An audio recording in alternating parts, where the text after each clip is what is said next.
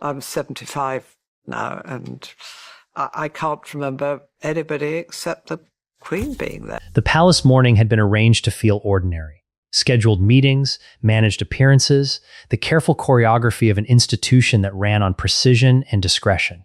But in one silent instant, a document placed on Anne's desk changed everything. An insider had spoken. And what they had revealed about Camilla pulled Anne and William into the same room, standing on the same side, for the first time in a way the palace had never seen before. Before we go deeper into what this really means for the royal family, make sure to subscribe so you don't miss a single update. Palace insiders are not a simple category of people. The term covers a wide and complicated range, from senior aides with decades of institutional memory to junior staff whose proximity to significant moments gives them knowledge they were never meant to carry home. What unites them is access. The kind of access that exists only inside the physical and procedural architecture of royal life, where the distance between private truth and public performance is measured not in miles but in corridors, in closed doors, in conversations that happen between the official items on the schedule. When an insider speaks, the palace does not always know immediately. Information moves through the institution's invisible channels before it reaches the people with the authority to respond to it. It passes through intermediaries, through trusted confidants, through the careful hands of people who understand that what they are carrying is significant and must be delivered to the right person before it becomes something unmanageable. This particular truth had traveled through 3 sets of hands before it reached Anne. The first was a senior household aide whose tenure at the palace stretched back far enough to give her institutional memory that no briefing document could replicate. The second was a constitutional advisor whose relationship with Anne had been built over years of quiet collaboration on matters that never appeared in official records.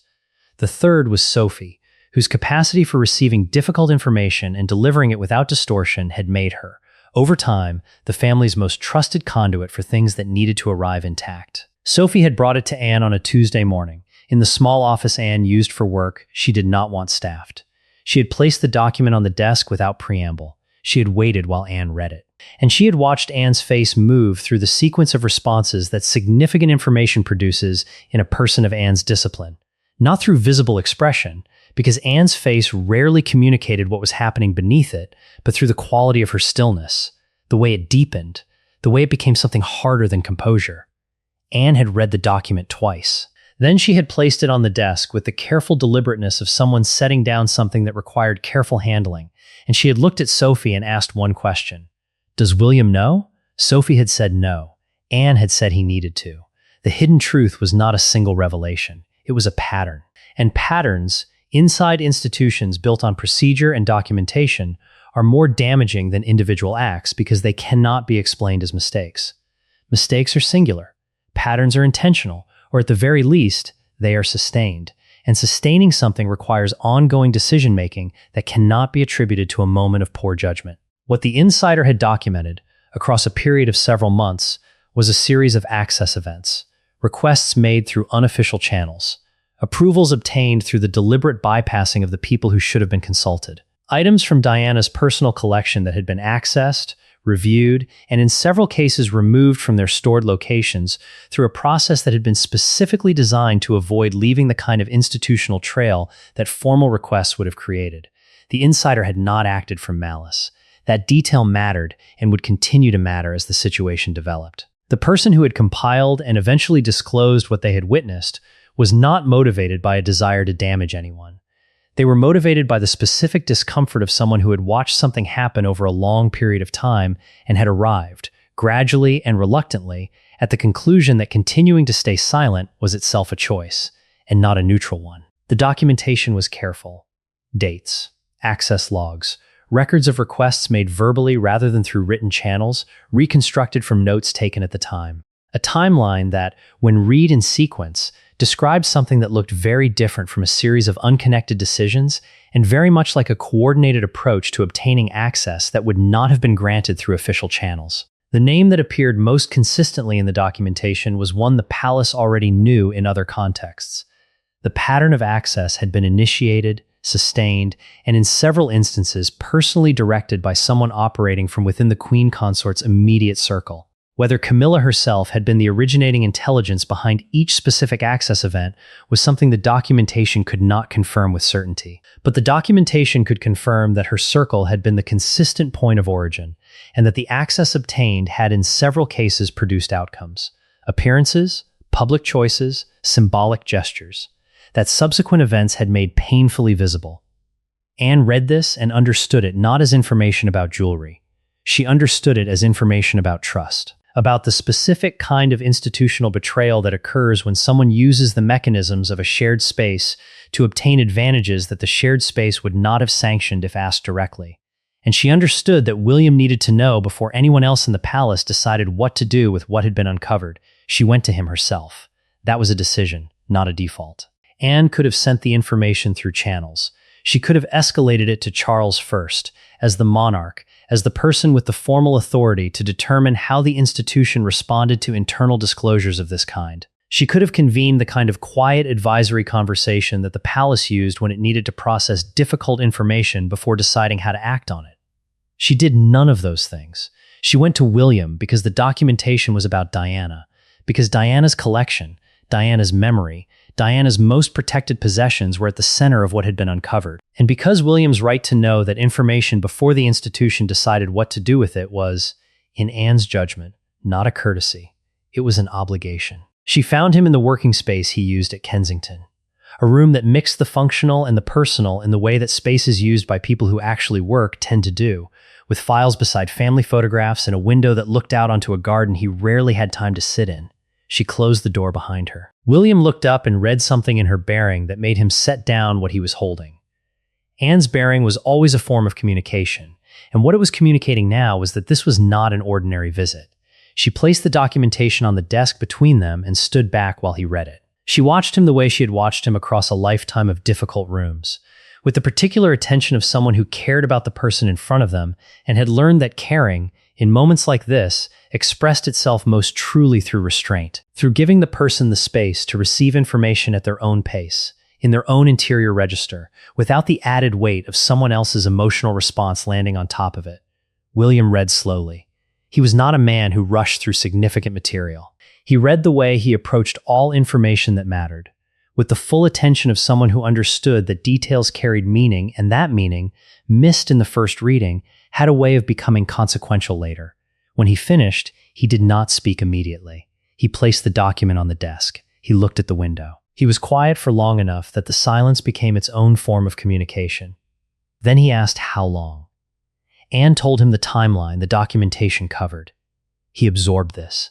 His jaw was set in the way it set when he was working very hard to remain functional inside something that was asking him to be less than functional. His hands, resting on the desk, were still in the way that contained things are still. Not relaxed, but held, he said, quietly, that he had believed the boundary was clear, that after the previous incidents, after the conversations that had been had and the protocols that had been established, he had believed the line was understood, that the explicit nature of what had been communicated had made further violation, something that would require a deliberate decision to proceed past it. Anne said that was correct, and that the documentation suggested a deliberate decision had been made. William looked at her. Something moved through his expression that was complex enough that it didn't resolve into any single readable emotion. It was grief and anger and the particular exhaustion of someone who had been fighting the same battle in different forms for a very long time and had arrived at a moment where the battle had produced evidence he could no longer argue with. He said he wanted to speak to Anne about what to do next. She said that was why she had come to him first. They talked for nearly 2 hours. No aides. No advisors. No one whose institutional role placed their obligation to the palace above their obligation to the people inside it. Just Anne and William, in the room with the garden outside the window, working through the documentation and what it meant and what the appropriate response to it was. The conversation was not heated. That was one of the things that made it significant. People who do not know Anne and William well might have expected a moment of this kind, a disclosure of this magnitude, touching this directly on the most sensitive territory in William's interior life, to produce something louder, something more visibly emotional. What it produced instead was precisely the opposite. The more significant the material, the quieter they both became. As though gravity had a sound, and it was not an exclamation, but a dropping of register. a moving toward what mattered with the focused calm of people who understood that the situation required thought more than it required feeling. Anne laid out the options with the directness that characterized all her assessments of difficult situations. She did not soften the picture or frame it in ways designed to make any particular outcome feel more palatable than the evidence supported.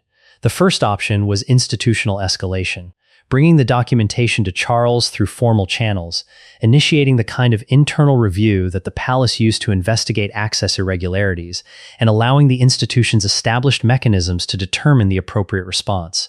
This option had the advantage of procedural legitimacy. It placed the matter in the hands of the people with formal authority to address it and created a record that could not be attributed to personal grievance.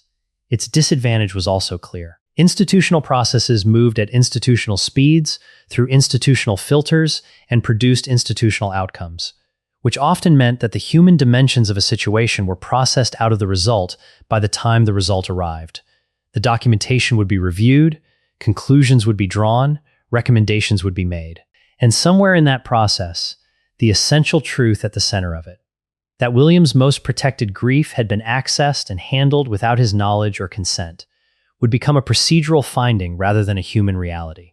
The second option was direct. Anne and William presenting what had been uncovered not to the institution first, but to Charles personally, as his son and his sister, in the specific register of a family conversation rather than an institutional escalation. This preserved the human dimension. It allowed Charles to respond as a father and a brother before responding as a monarch. It gave the situation the chance to be addressed at the level where it had actually occurred, not in the procedural architecture of the palace, but in the relationships between the people who lived inside it. Its disadvantage was the one that all personal conversations carried inside the institution. They were harder to control. They produced responses that the palace could not script in advance. They created moments that, once they had occurred, could not be unoccurred regardless of what official language was subsequently applied to them. William listened to both options with the careful attention he had brought to the entire conversation. Then he said that he wanted both, that he wanted to speak to Charles as his father first, and that he wanted Anne in that room when he did. Anne said she had been hoping he would say that. Catherine learned of the documentation that same afternoon when William returned to the space they shared and told her everything with the completeness he always brought to significant information.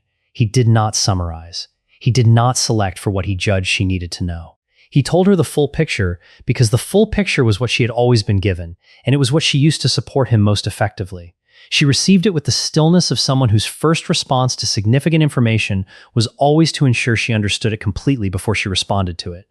Then she asked him how he was. He said he was angry, and tired in a way that was older than this morning, that had been accumulating for longer than the timeline the documentation covered. He said he was tired of the same boundary being tested in different forms by different approaches, tired of the pattern that kept producing situations where Diana's memory was handled as though it were a resource to be managed rather than a wound to be respected. Catherine said she understood. She said it in the specific way she said things she truly meant, without elaboration, without the kind of supplementary language people attach to expressions of understanding when they are performing rather than feeling it. She asked what he and Anne had decided. He told her. She listened to the plan. The conversation with Charles, Anne's presence in the room, the choice to approach it as family before institution. She said it was right. She said that the thing about Anne and William approaching this together was that it communicated something to Charles that neither of them could have communicated alone. William alone might have been heard as a son's grief being expressed in institutional terms. Anne alone might have been heard as the family's disciplinarian identifying a procedural violation. Together, they were something different. They were the family's two most reliable voices, the one who carried Diana's memory in his body and the one who had spent a lifetime protecting the institution's integrity. And they were saying the same thing at the same time. That, Catherine said, was not something Charles could receive as anything other than what it was. The conversation with Charles took place the following morning. Anne had requested it through the specific channel she used when the matter was not for aides to carry. A direct communication to his private secretary indicating that she and William needed time with the king, without staff, at his earliest availability. Charles had responded within the hour. The meeting was set for 9 o'clock. In the small room that the family used for conversations, the palace was not invited into. When Anne and William arrived together, Charles read the significance of the configuration immediately. He had spent a lifetime learning to read rooms, and this room. His son and his sister, side by side, with the particular quality of unified purpose in their bearing, told him that what was about to happen required his full attention before it required anything else. He did not speak first. He waited. Because he understood, with the instinct of a man who had navigated more difficult family conversations than any official record would ever reflect, that the person who spoke first in a room like this set the register for everything that followed, and he wanted the register to be theirs. William placed the documentation on the table. He did not speak immediately. He gave Charles time to begin reading, and then he spoke while his father read, not explaining the document, but providing the context that the document alone could not supply: the history, the previous conversations, the protocols that had been established, and the understanding that had been communicated. The clear and explicit nature of the boundary that the documentation now showed had been systematically navigated around. He spoke without accusation. That was perhaps the most significant thing about the way he spoke. He did not frame what he was saying as an attack on anyone. He framed it as information. Information his father needed to have, delivered by the people who had the most direct interest in ensuring that Charles understood its full weight. Anne spoke after William. She addressed the institutional dimension that William's account had not focused on, the access mechanisms that had been bypassed, the channels that had been deliberately avoided, the pattern of behavior that distinguished what had occurred from a mistake or a misunderstanding. She said that what the documentation described was not carelessness. It was a sustained approach, and a sustained approach required a sustained response. Charles listened to both of them without interruption. His face, across the entire duration of their account, held the expression of a man receiving something he had hoped would not arrive. Not surprise, not disbelief. The specific expression of a person confronting a reality they had, at some level, known was possible and had been hoping the institution's arrangements would prevent. When they finished, he was quiet for a long moment. Then he said that he was sorry. He said it to William, directly, without qualification, without the kind of institutional framing that would have turned the apology into a statement of policy. He said he was sorry that the boundary William had established had not been protected as completely as it should have been, that the protocols that had been put in place following previous incidents had not proven sufficient, and that the failure of those protocols had produced a situation that his son should never have been placed in. William received the apology in silence. Then he said that what he needed from Charles now was not an apology. It was action. Specifically, the kind of action that converted what had been uncovered into something that could not happen again. Anne said that she had proposals for what that action should look like. Charles said he was ready to hear them. The proposals Anne placed before Charles were 3 in number, and they had been developed during the 2 hours she and William had spent in conversation the previous morning. They were clear, specific, and designed to address not just the symptoms of what had occurred, but the structural conditions that had allowed it to occur. The first was a formal review of all access events related to Diana's personal collection over the period covered by the insider's documentation, not an informal inquiry. A structured review with defined scope, defined methodology, and defined accountability for its findings. The review would be conducted by a small team, whose composition Anne and William would both approve, and its findings would be reported directly to Charles, William, and Anne simultaneously. The second was a comprehensive revision of the access protocols that governed Diana's collection. The protocols established following previous incidents had been designed to prevent unauthorized use. What the documentation showed was that they had not been designed to prevent unauthorized access to items prior to use, the stage at which the current pattern had operated. The revised protocols would extend accountability to every point in the chain, from initial request, through access, through any subsequent handling, and would require William's written approval at each stage, rather than only at the point of public appearance. The third was the most significant. Anne proposed that ongoing oversight of compliance with the revised protocols be formally assigned to a designated person within the institution, someone whose role included explicit responsibility for ensuring that the arrangements around Diana's collection were being honored, and she proposed that person be herself, not as an expansion of her authority for its own sake, as a recognition that the previous system had relied on informal understanding operating within a formal institution, and that informal understanding had proven insufficient. What was needed was formal accountability, visible, named institutional accountability that created a clear point of responsibility and a clear mechanism for escalation if that responsibility was not being met. Charles listened to all 3 proposals. He asked several questions, precise, practical questions about implementation and scope that reflected genuine engagement with the proposals rather than resistance to them. Then he accepted all three. He said the review would begin within the week. He said the revised protocols would be drafted with Anne and William's direct involvement. And he said the oversight role Anne had proposed was one he believed was appropriate, and which he was prepared to formalize through the kind of institutional documentation that made it durable rather than dependent on the goodwill of whoever happened to be in the relevant positions at any given time. Anne said that was what she had hoped to hear. William said nothing. But the quality of his silence had changed. It was no longer the silence of someone containing something. It was the silence of someone who had said what needed to be said and received what needed to be received. The silence of a weight that had not been removed but had been acknowledged and held by more than one pair of hands. The insider who had disclosed the documentation was not named in any of the conversations that followed. That protection was explicit, deliberate, and maintained by everyone involved. Anne had made clear from the beginning that the person who had come forward had done so at personal risk and professional cost, and that the institution's response to what they had revealed could not include any action that would identify, expose, or disadvantage them. Charles agreed without hesitation.